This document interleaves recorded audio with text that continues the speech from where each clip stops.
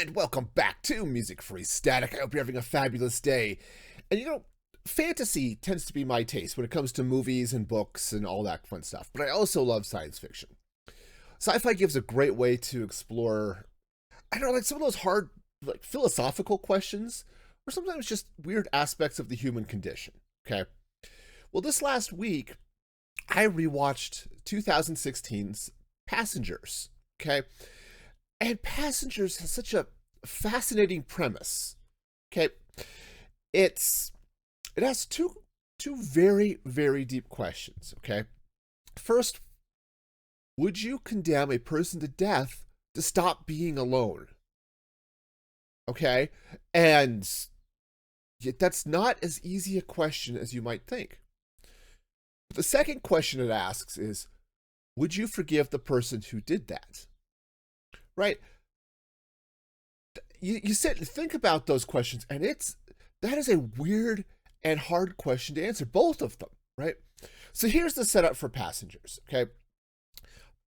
The idea is they have a sleeper ship, right? Basically, they've got their 5,000 colonists, 250-ish crew members in suspended animation, flying to a distant planet. It's a trip that will take 120 years. Okay. But the way they set this up is that the ship is basically a cruise liner. So the last 4 months of the trip is basically a cruise. Okay. Now, part of that time is it allows your colonists, I guess they've got a little training program to introduce them. Hey, this is what it's like. This is what we need to do. Here's your introduction to the planet, to what's going to be happening when you arrive. But then there's a lot of it there's a bar, and there's basketball courts and a DDR, like Dance Dance Revolution type game, and fancy restaurants and all of this fun stuff, swimming pools and all of that. Okay. 100% it is your basic cruise. Okay. Awesome. So the ship flies through a debris field. This happens during the opening credits. Okay. So, right. And I am going to be talking full spoilers here. The movie came out in 2016. So you've had opportunities, but seriously, if you want to go watch it first and come back, that's cool too. But the ship flies through a debris field, which causes some damage and causes one of the passengers' sleep pods to fail with 90 years left to go in the trip. Okay. And yeah, so Jim, who's played by Chris Pratt, wakes up. Right? And coming out of the suspended animation, you're groggy for a while. Basically, the computer says, okay, you're here, you're awake, we're going to inject you with whatever medications are to help you continue to wake up, and we'll send you off to your room to sleep, and then now you can start life again. But there's nobody awake on the ship. It's just him. Okay. Now, he's a little confused. So he goes and he talks to the computer a little bit, which insists, oh, these pods will never fail, and it doesn't happen. Obviously, you're wrong that you woke up early because the pods never fail. And then he, I don't know, there's one room that gives like star maps and cool stuff like that. Very, hey, you're in space and look at where we are. This is how far we've come and all of this stuff, right? That type of thing. And yeah, he realizes that, yeah, he woke up after 30 years, not 120, and the 90 years he has left is going to be a problem. Because it turns out he'll be dead when they get there. And he's alone. Ish. Okay, there's a little bit of an ish here. Because there is an android bartender. Okay? Now, the bartender can't leave the bar. It's basically just the top half of a person. And Michael Sheen, I think, plays him. And he just sits there behind the bar. But at least it's some quote-unquote human contact, right? Somebody you can have a conversation with. But aside from that, he is basically alone, right? It's like Castaway, but on a much more fully featured island, right? No, so he's stuck here on the ship, and he sends a message home. It's like, hey, customer service, I'm awake. What do we do? This is great. Your message will take 19 years to get there and 57 years for the reply to get back.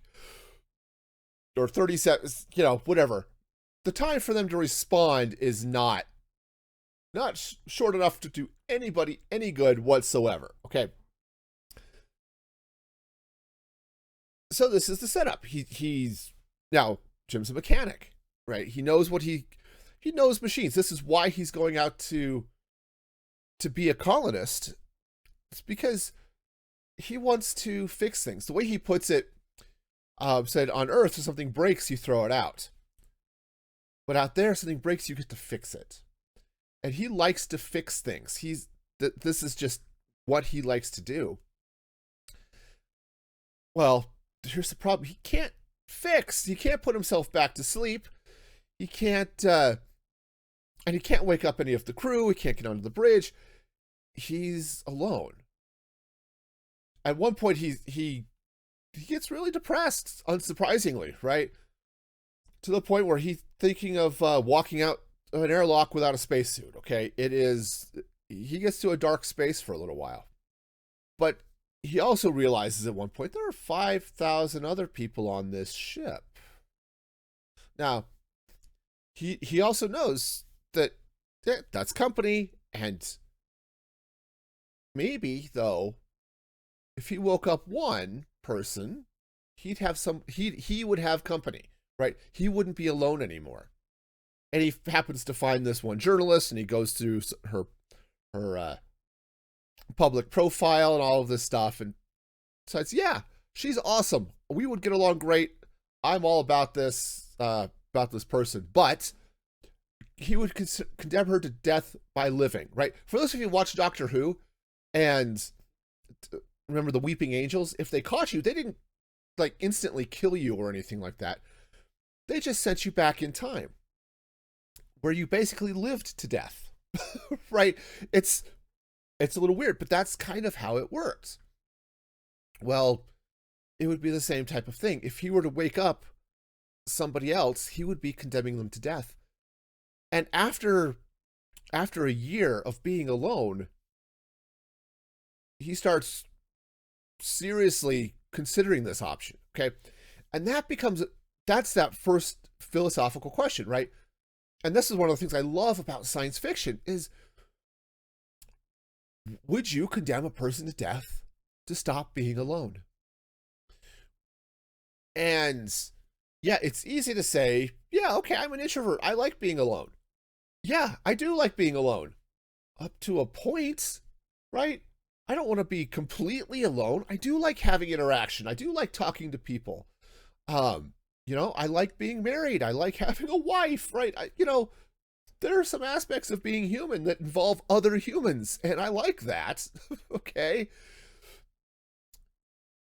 But that becomes the question is, are you okay ending somebody's life, not by directly, not by murdering them outright, but by waking them up so that they don't get to live the life that they chose. Okay. And dude, that's a hard question. And they talk about that a lot as he's trying to talk this through with the bartender who's eventually has a response to it. Like, these are not robot questions, right? These are not questions that the robot bartender can help him answer, right? It's just not there. Obviously, the story goes that he eventually wakes her up. So he reads the manuals to be sure he does this in a safe way. But he wakes up this journalist named Aurora, played by Jennifer Lawrence, and eases her into the fact that, yeah, she woke up early. Does not tell her that he was the one that woke her up. Okay. But they then go through and deal with the fact that they're alone, right? She's now faced with her own mortality, and ultimately they do get together, and it turns out, yeah, they actually are a good match for each other, which is great. He swiped right and it worked out. You know, it's they've got it. They spend basically a year dating, right? I mean, it's just the two of them, but they really are a good match, right? They fall in love, which is awesome. I'm also a romantic, so love stories are right up my alley, right? But she finds out. Okay. She finds out that he woke her up, and unsurprisingly, she's not happy about this situation, okay? The the accidents, because he was woken up by accident, and they've seen a couple of things, little glitches here and there, so they understand, okay, a couple things break, that's a thing, right? Tech's not perfect, even in whatever century they're in. But the idea that basically she condemns him, she calls him a murderer, which she's not entirely wrong, right? It's it's a problem. It is a right. She has serious problems with this, and he knows that she's not going to like it when she finds out, which is why he didn't tell her. But he also wanted to be the one to tell her rather than have it slip out when she's having a conversation with the bartender. So, yeah, these are right. These are the questions, right? These are all the fun philosophical things. Now, so the movie goes again. The really late movie review, I suppose, because that's the name of the series, right? The really late movie reviews. But that's not the end of the story, okay? Things are failing on the ship. Some of the little robot maintenance things are breaking. They've had a couple of other weird failures. But one of the crew finally wakes up. His pod fails. He's an engineer. Okay? He's not one of the captain. He's not the captain or something like that. He's an engineer.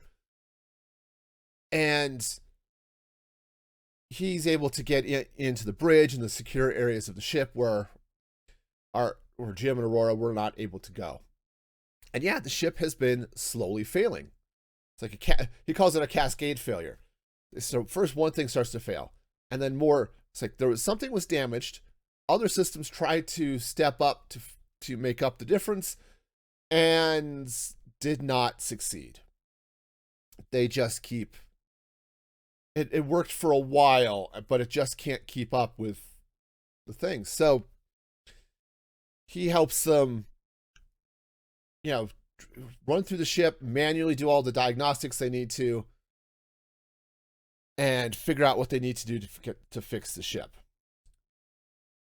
But the dude's an engineer, so he's going through, right, figure out what's going wrong. He checks out Jim's sleep pod. I said, yep, you woke up because of a failure in the clock. And then he goes to Aurora's pod and sees that, yeah, this was a manual thing. She was woken up. Jim woke her up, and Jim was down there while Gus is looking at the pod, and it's explained to him, yeah, your pod had failed because of the clock failure. And it's just, look at this. It says, you did this? And there's no reason to lie about it. I mean, he could lie about it, but really, who else is he going to blame, right? And it says, yes, I did. And Gus is, knows the implications of all of this, right? But but he's asking these questions, like, okay, you did this? It's like, yeah.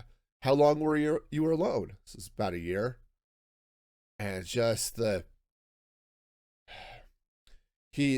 Gus is understanding all of the implications here of how long can a person be alone, right? man was not meant to be alone, right? You get variants of that phrase in throughout history, um, in scripture and literature and all of this stuff, right? You you could feel his loneliness as he gets to that point, but do you do the thing, right? And so yeah, they have some discussions. They have a couple discussions. Gus and Aurora have some discussions. She's this is 100% the side picking, right? If you've ever been in arguments with somebody, um, sometimes you'll see it at work, but other things where you try to get people to take your side and you start building coalitions of anger and hate or whatever. That's never a good thing, okay? But this is exactly what's happening. Is she's trying to get Gus on her side to say, yep, obviously Jim was wrong and he should be condemned and he's horrible and all this. And Gus is, he doesn't justify what Jim did, but he also gives her food for thought. And she doesn't go back to instantly forgiving him or anything like that, right? It's not one of those, oh, for the plot's sake, she's back to no, she's not. And I think that's a good thing, because a human wouldn't. Just, you realize somebody has condemned you to they've taken away your future, maybe is how you want to think about it. But now what, right? Well, it turns out now what has a very direct answer, because the ship is failing. And left to its own devices, the ship would be destroyed. But it's not left to its own devices. It has our intrepid crew of 3-ish. Turns out the failure of Gus's pod left him in a very, very bad state, and he dies, leaving Jim and Aurora, who are not engineers, right? They don't know the ins and outs of the ship, other than the fact that Jim's a mechanic and he can read the manuals and understand what he needs to do. Maybe not all of the whys, right? Which I thought was interesting, because the ship is designed, it's got all of the redundancies, got all the spare parts. He doesn't know how the computer works. He just knows that he can replace this server blade and the computer will restart and it'll pick back up and do what it needs to do, okay? He doesn't know all the details. He just knows, okay, I can't repair this piece, but I can replace it with the other parts. Okay, great, wonderful. And of course, it's not as simple as all of that, right? They find that, yeah, there is a hole in the ship. Because, again, during the opening credits, the ship got hit by a meteorite of some sort, and it was a big flipping rock, it turns out, that made it through the deflector shield that it has, and it's put a hole in the ship and into the reactor core and the computer that controls it. So they get that fixed. The core is overheating. They have to vent it, which the outside door is stuck, right? There's some of this you look at, okay, 100% somebody's going to have to go outside in the spacesuits, which is fun. The ship has recreational spacesuits. It's like, oh, cool. That's fun.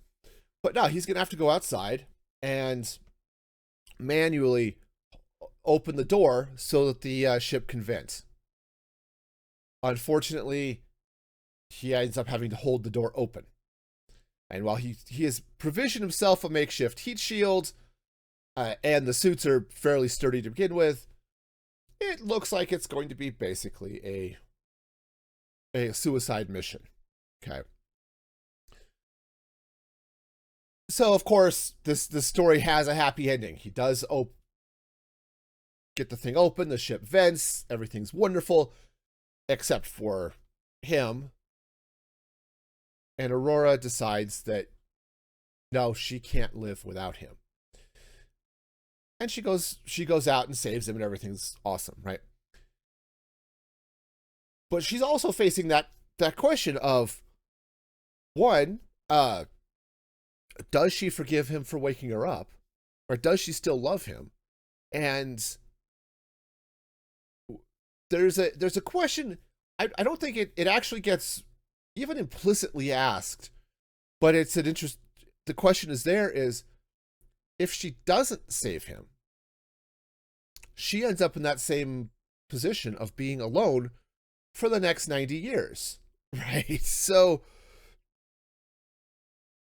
again, I don't think that calculus ever shows up in any of the storytelling, but it's there.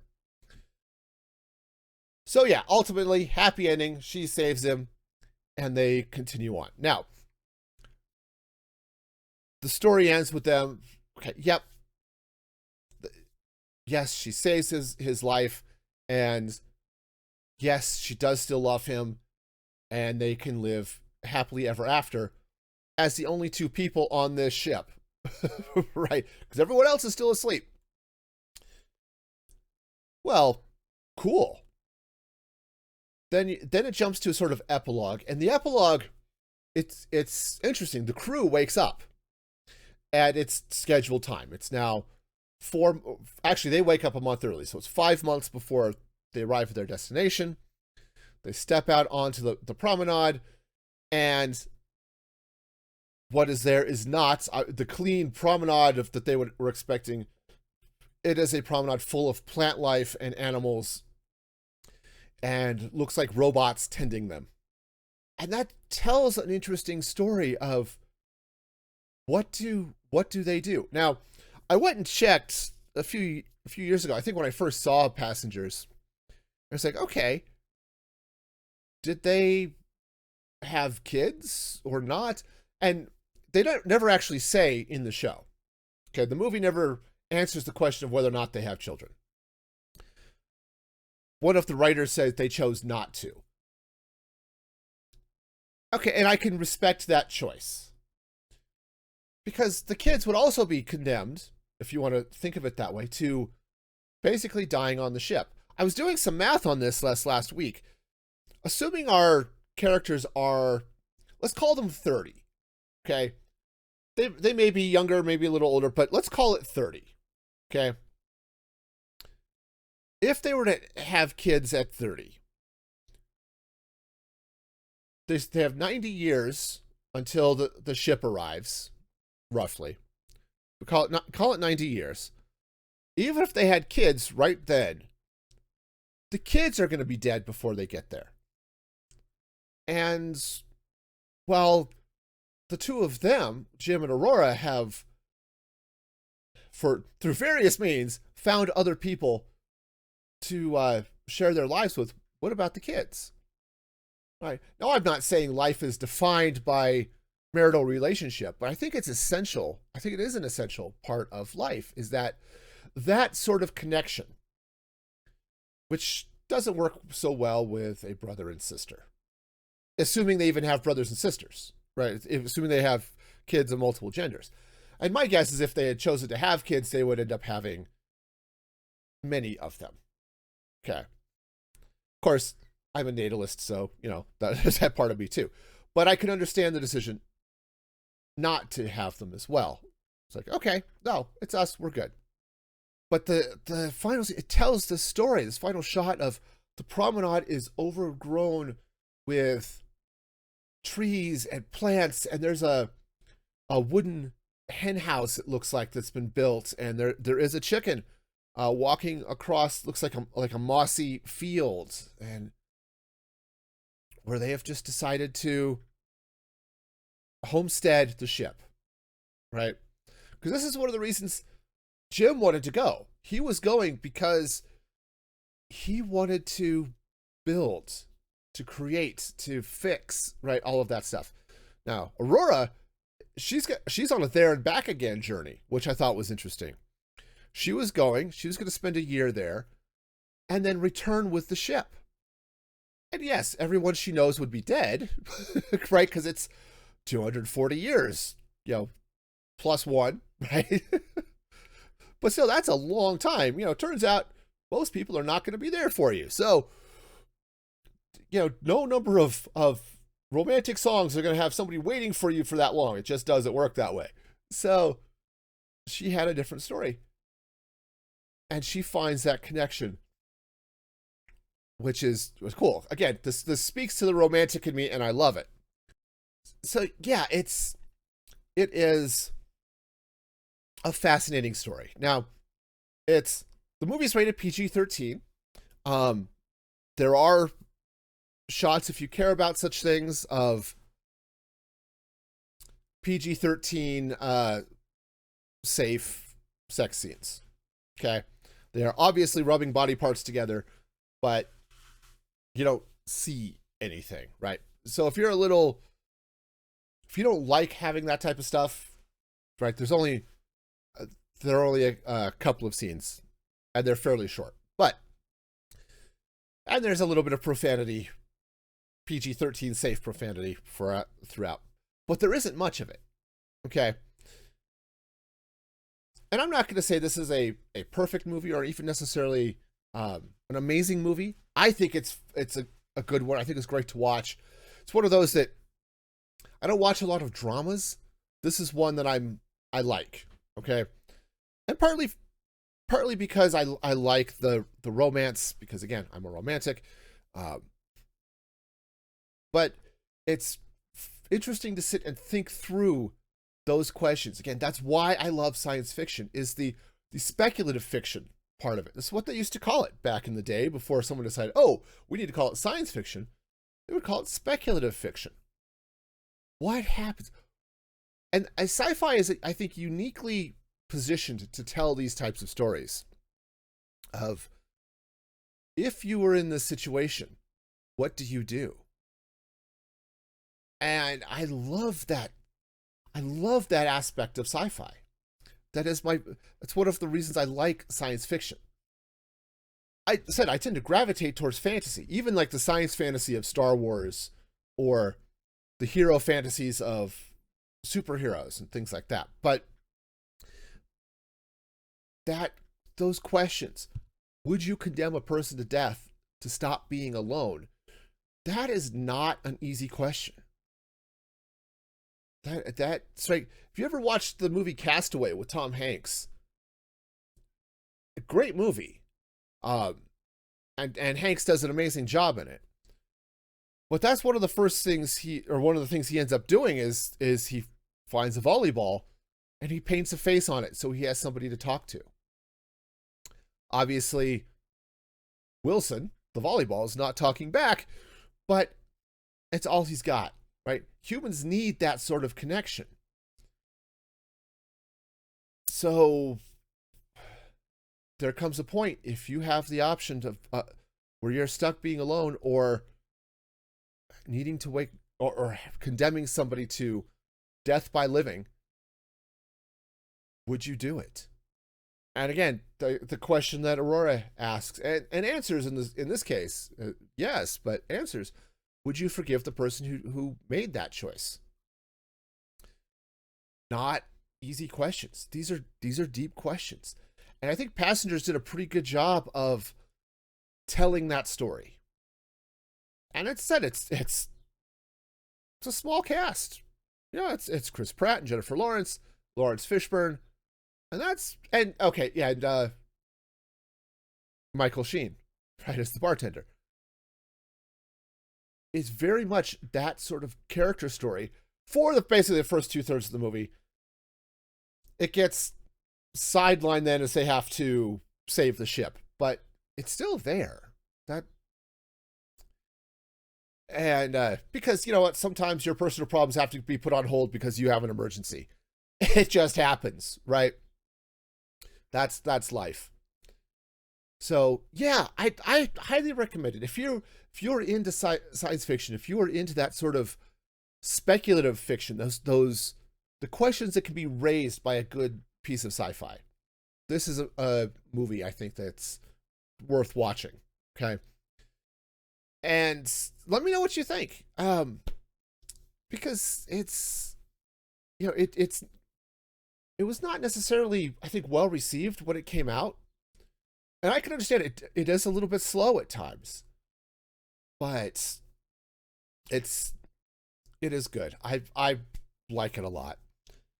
And until next time, be excellent to each other. And this is Music Free Static signing off.